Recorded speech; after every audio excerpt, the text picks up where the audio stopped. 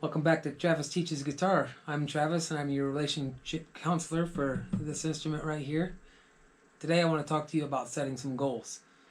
And what I mean by that is setting goals where you want to be with your guitar playing 2 days from now, a week from now, a year from now. And why that is important because this instrument here will tend to frustrate you at times, depending on your personality and your desire to learn it. But it's a step-by-step process, and it doesn't come by magic. So you'll find yourself frustrated at times, and sometimes people even frustrated to the point of quitting, altogether, because they'll get to where they think that they're making no progress.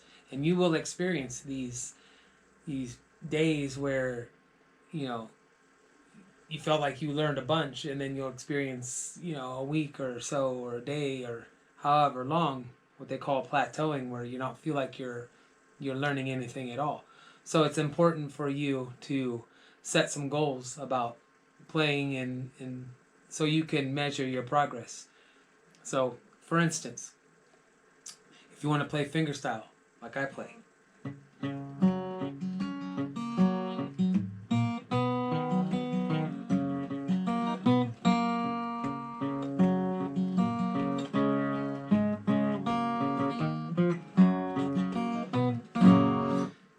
you're not going to learn that in one day, right? You're not going to learn the techniques in one day. You're not going to learn the song in one day.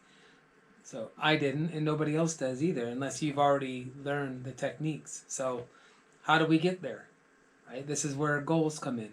Right? This is going to be a long road. This isn't this isn't a 3-chord song. And even for a 3-chord song, this still applies, especially when you're at the beginning of this journey with your guitar.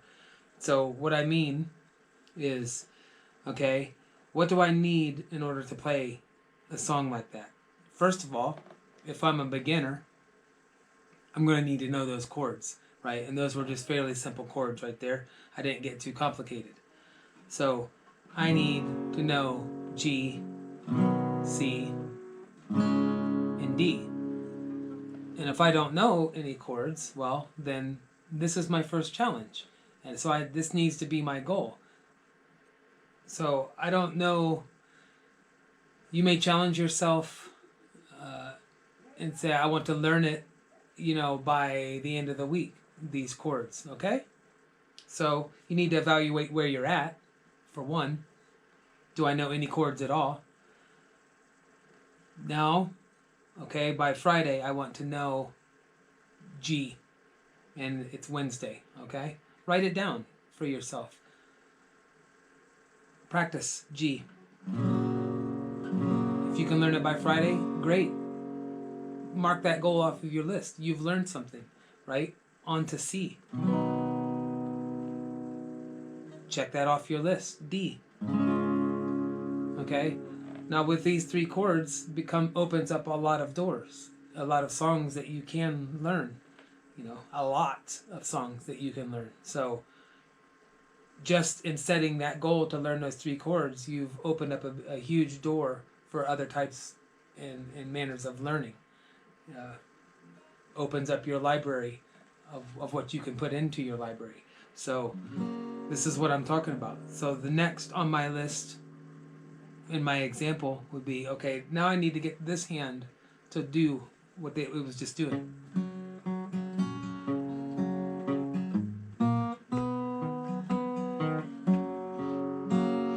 There's a lot going on back here. It doesn't look like it, right? But there's a lot going on back here. So I would want to start.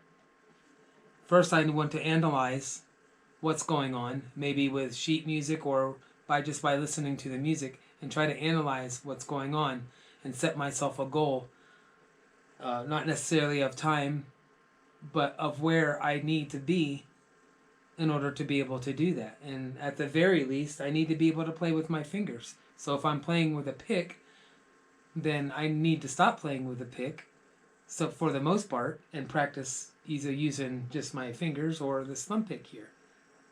That's what's going to be necessary. So I have to spend a little bit of time developing this hand. I know my chords now. Now I needed to develop this hand, and it's going to be a step-by-step process. It's not easy. This hand is not real cooperative, just like this hand is not real cooperative at first. But day by day, if I start out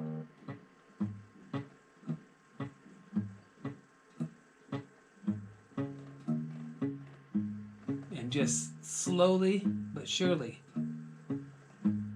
work up to this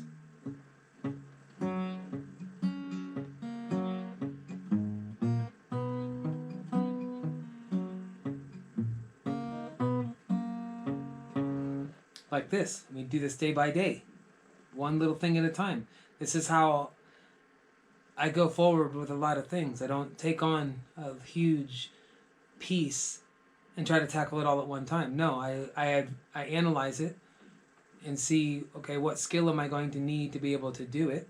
And this applies to just about everything in life. What skill am I going to need to be able to pull this off, right? And I give myself a reasonable time to learn it, and I measure it as I go along, and I suggest you do that too. So you yourself can see that you're making progress.